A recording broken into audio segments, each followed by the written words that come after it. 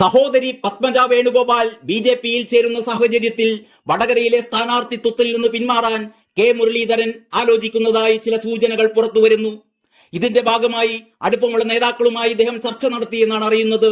പത്മജയുടെ BJP പ്രവേശം കോൺഗ്രസിന് കനത്ത തിരിച്ചടിയായിരിക്കെയാണ് സഹോദരനും വടകരയിലെ സിറ്റിംഗ് എം.പിയുമായ കെ മുരളീധരൻ മത്സര രംഗത്ത് നിന്ന് പിന്മാറാൻ ആലോചിക്കുന്നത്. CPM കേന്ദ്ര കമ്മിറ്റി അംഗം കെ ശൈലജയുടെ സ്ഥാനാർത്ഥിത്വത്തോടെ ഇക്കുറി വടകരയിൽ കടുത്ത മത്സരത്തിന് കളമൊരുങ്ങിയിരുന്നു. സ്വന്തം സഹോദരി ബി.ജെ.പി പാളയത്തിലേക്ക് മാറിയ സാഹചര്യത്തിൽ സഹോദരിയുടെ കൂറുമാറ്റം തിരിച്ചടിയാകാനുള്ള സാധ്യത മുരളീധരൻ മുന്നിൽ കാണുന്നുണ്ട്. അതുകൊണ്ട് തന്നെ മത്സരിക്കാതിരിക്കുന്നതാവും ബുദ്ധി എന്ന തീരുമാനത്തിലാണ് അദ്ദേഹം എന്നാണ് അടുത്ത വൃത്തങ്ങൾ നൽകുന്ന സൂചന. ഏത് നേതാവ് എപ്പോൾ ബി.ജെ.പിയിലേക്ക് പോകുമെന്നറിയാത്ത കോൺഗ്രസിന് എന്തിനു വോട്ട് ചെയ്യണമെന്ന് വടകരയിലെ വോട്ടർമാർ ചിന്തിച്ചാൽ മുരളീധരൻ 8 നിലയിൽ പൊട്ടുക തന്നെ ചെയ്യും. പ്രത്യേകിച്ചും അവിടെ ശൈലജ ടീച്ചർ എന്ന കരുത്തുറ്റ സ്ഥാനാർത്ഥിയാണ് പ്രതിയോഗി എന്നോർക്കണം. പിന്നെ മുരളീധരന് മുന്നിലുള്ള ഏക വഴി സഹോദരിക്കൊപ്പം ബി.ജെ.പിയിൽ ചേരുക എന്നതാണ്. പണ്ട് അച്ഛനോടൊപ്പം DIC രൂപീകരിച്ച് കോൺഗ്രസ് വിട്ടയാളാണ് മുരളീധരൻ. അന്ന് പത്മജ അവർക്കൊപ്പം മറുകണ്ഠം ചാടിയില്ല എന്നതും ശ്രദ്ധേയമാണ്. അപ്പോൾ ആര് എപ്പോൾ പാർട്ടി വിടുമെന്നൊന്നും ഇപ്പോൾ പ്രവചിക്കാനാവില്ല. പാർലമെന്റ് ഇലക്ഷന് മുന്നേ ഇനിയും കോൺഗ്രസ് നേതാക്കൾ ബി.ജെ.പിയിൽ എത്തുമെന്നാണ് ഡൽഹിയിലെ ബി.ജെ.പി വൃത്തങ്ങൾ നൽകുന്ന സൂചന. ആരൊക്കെയാവും അതെന്നാണ് സംസ്ഥാനത്തെ കോൺഗ്രസ് നേതാക്കൾ ഇപ്പോൾ പരസ്പരം ചോദിക്കുന്നത്. ഇങ്ങനെ ചോദിക്കുന്നവരും നാളെ ബി.ജെ.പിയിലേക്ക് ചേക്കേറിയാൽ ഒട്ടും അത്ഭുതപ്പെടാനില്ല. മുങ്ങുന്ന കപ്പലിൽ നിന്ന് രക്ഷപ്പെടാൻ ധാർമ്മികതയൊന്നും ആരും നോക്കാറില്ലല്ലോ.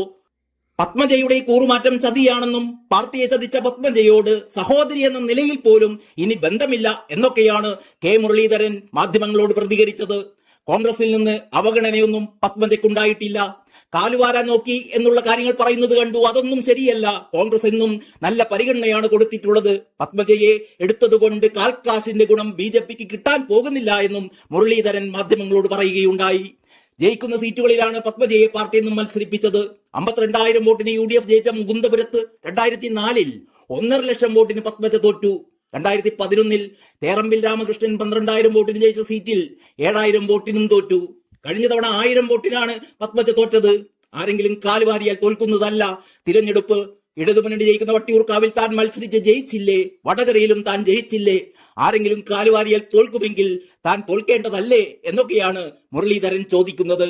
അതേസമയം തൃശൂരിൽ പത്മജയെ മനഃപൂർവ്വം തോൽപ്പിച്ചതിന് തെളിവുണ്ടെന്നാണ് പത്മജയുടെ ഭർത്താവ് വേണുഗോപാൽ ആരോപിക്കുന്നത്. ഭാര്യ ബുദ്ധിപരമായ തീരുമാനങ്ങളെ എടുക്കാറുള്ളൂ എന്നും അതിനെ താൻ പിന്തുണയ്ക്കുമെന്നും അദ്ദേഹം പറഞ്ഞു. തൃശൂരിൽ പത്മജയെ മനഃപൂർവ്വം തോൽപ്പിച്ചതാണ്, അതിന് തെളിവുണ്ട്. അതുപോലും അന്വേഷിക്കാൻ പാർട്ടി തയ്യാറല്ല. പണ്ട് അച്ഛൻ എന്നും വന്ന് താമസിച്ചിരുന്ന വീടാണ്. അന്നൊക്കെ ഒരു പ്രവർത്തകൻ വരുമ്പോൾ പരാതി കേൾക്കാൻ ആളുണ്ടായിരുന്നു. ഇന്നൊന്നിനും ഒരു ഉത്തരവുമില്ല, ഒന്നിനും ഒരു പരിഹാരവുമില്ല. പൊളിറ്റിക്സ് നിർത്തി വീട്ടിലിരിക്കാൻ തീരുമാനിച്ചതാണ്. വെറുതെ ഇരിക്കരുത്, നല്ലൊരു സാധ്യത കിട്ടിയാൽ പോകണമെന്ന് ബന്ധുക്കളൊക്കെ പറഞ്ഞു. എന്നോട് ചോദിച്ചപ്പോൾ ഞാൻ അനുകൂലിച്ചു. ആരോടെങ്കിലും പത്മജ പരാതി പറഞ്ഞിരുന്നോ എന്നൊന്നും എനിക്കറിയില്ല. DCC ഓഫീസിലോ KPCC ഓഫീസിലോ ഒന്നും പോകാത്ത ആളാണ് ഞാൻ. പിന്നെ നാച്ചുറലായും പരാതി പറയുമല്ലോ, പറഞ്ഞിരിക്കാം. ഒന്നിനും ഒരു ശാശ്വത പരിഹാരം ഉണ്ടായില്ല. അച്ഛന്റെ പേരിലെ ട്രസ്റ്റ് ഉൾപ്പെടെ സർക്കാർ തിരുവനന്തപുരത്ത് കണ്ണായ സ്ഥലത്ത് സ്ഥലം തന്നിട്ട് പോലും അവിടെ ഒരു മന്ദിരം പണിയാൻ പോലും പാർട്ടിയുടെ പിന്തുണയുണ്ടായില്ല എന്നും വേണുഗോപാൽ പറയുന്നു. News desk Kalakaumudi.